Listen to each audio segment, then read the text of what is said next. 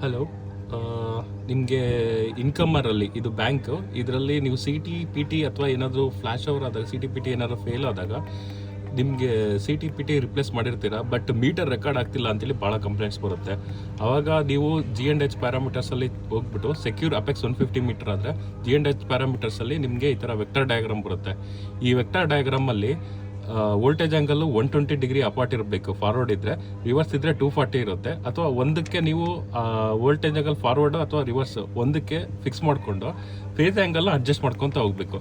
Voltage angle ಬಂದ್ಬಿಟ್ಟು U1 U2 U1 12 ಇದು phase angle voltage angle 120 degree ಇದೆ ಎಲ್ಲವೂ ಫೇಸು, 3 ಫೇಸು ಲೈನ್ ಟು ಲೈನ್ದು.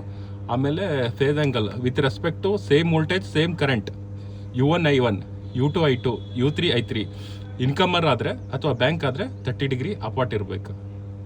ಆಗಿದ್ರೆ ಮಾತ್ರ ನಿಮಗೆ ಮೀಟರ್ ರೆಕಾರ್ಡ್ ಆಗುತ್ತೆ, ಇಲ್ಲಾಂದರೆ ಮೀಟರ್ ರೆಕಾರ್ಡ್ ಆಗಲ್ಲ.